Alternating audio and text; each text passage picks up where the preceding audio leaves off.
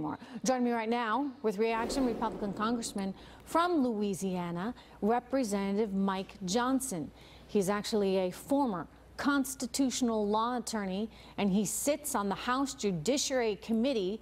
He is also the incoming chairman of the Republican Study Committee, which is the largest caucus of conservatives in Congress. It is so good to have you here, Representative. Thank you very much.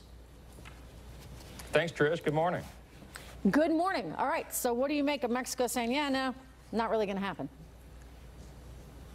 Well, the back and forth is just another verification that we need to clean up our immigration system. We have an asylum crisis, and everyone knows that.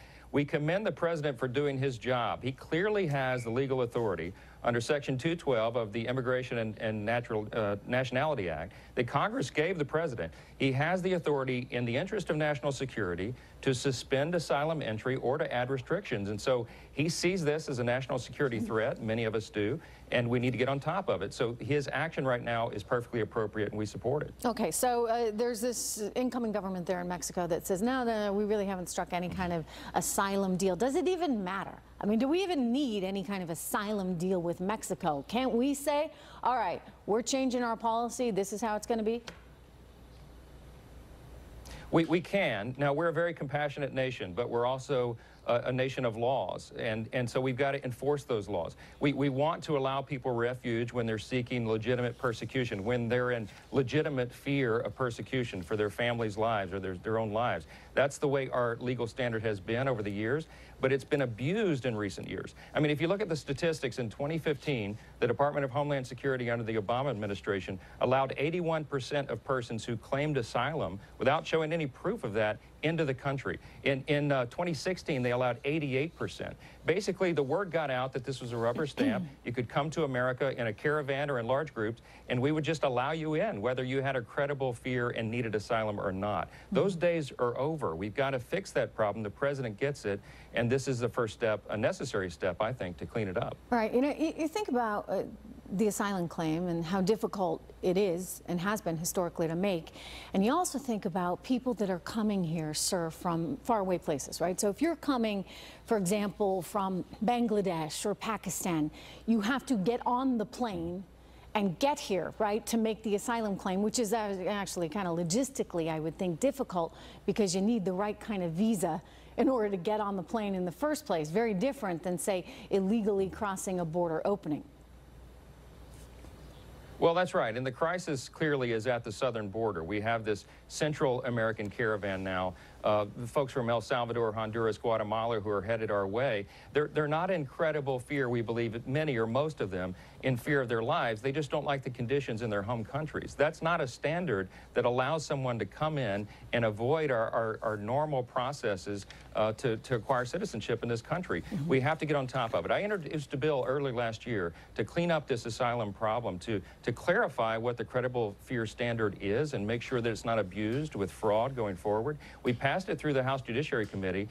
It was made a part of the Goodlatte bill, the comprehensive immigration bill reform that we got on the floor, but we didn't get it passed. We've got to get right back to that. Congress can assist in this, and I think we have a duty to do that. Let me ask you about Mexico's part in all this and whether Mexico can be assisting in it. The president tweeting this morning, and I quote here, "It would be very smart if Mexico would stop the caravans long before they get to our southern border, or if originating countries would not let them form. It is a way they get certain people out of their country and dump in the U.S. no longer. Dems created this problem. No crossings, exclamation point." You know, he's saying it would be smart if Mexico would do this, but I don't know if Mexico has the right incentive to be of any help whatsoever, because as he goes on to point out, you know, they're getting some of the bad folks in some cases out.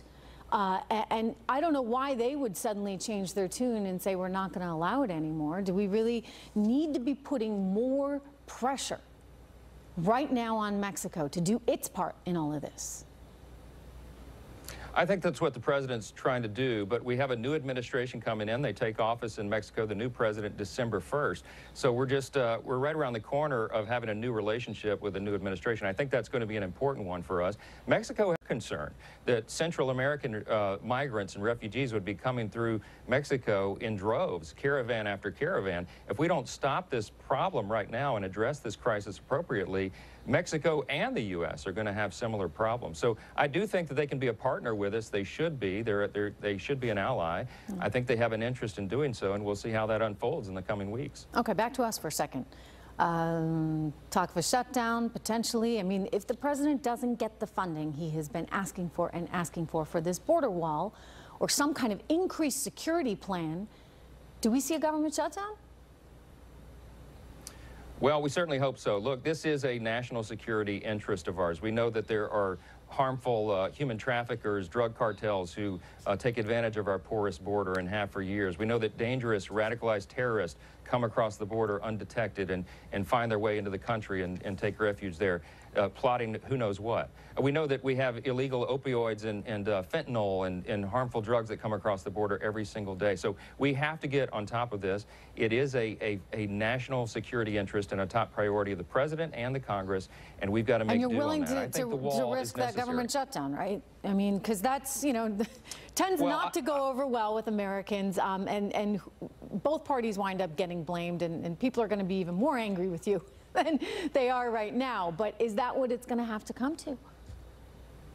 I don't think it's going to come to a shutdown. I think that you have people on both sides of the aisle who understand how important this is. There are disagreements about the details about how much wall you need and whether you need an actual physical wall or drone technology or all these other things. There are details in the discussions about it. But I think overall everyone understands that this truly is a top priority, and I don't think we're going to go to a shutdown over it. Democrats too, they understand it's a top priority?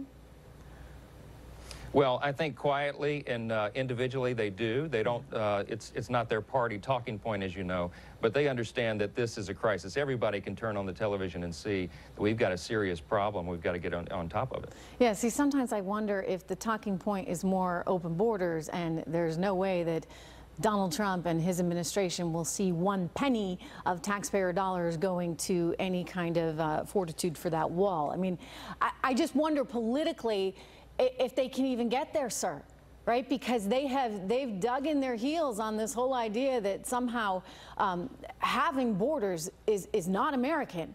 And so if they turn around and say, okay, we're going to put money into financing a wall or financing drones or whatever it takes, I don't know if it works for them. Well, it's a foolish idea that we don't need borders, of course. And the open borders camp, I think, really is a minority in the Democrat Party, although they're very vocal. I think there are some reasonably minded people on the committees of jurisdiction who understand that we've got to secure that border. And I'm confident and optimistic that we'll get it done. I don't think it's going to take a government shutdown, and I think we can get more of that wall funding. It's a necessity. It's a priority. And as you know, the Republicans are going to hold that line. All right. Well, I'm going to be asking the Democratic congressperson about that very issue coming up next. So stay tuned for that. In the meantime, let me ask you where things are standing now with James Comey and your plans there and your colleagues' plans to try and get some answers before Democrats take hold of things.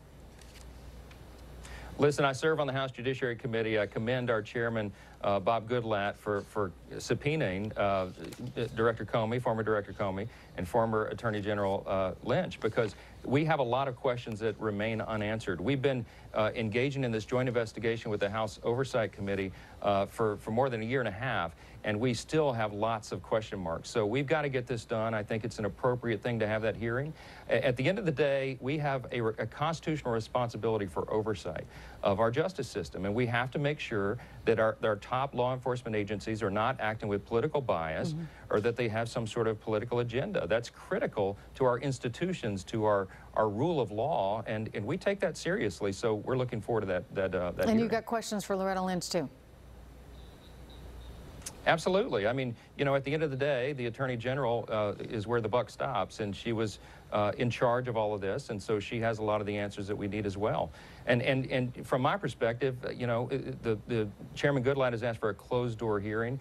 I saw that Mr. Comey objected to that, but whether it's closed door or open door, the point is we have to get answers to the questions that remain unanswered. And I think that's important to us. It's important to the American people. And again, we have an obligation to provide that. Representative Johnson, thank you so much. Good to see you here today.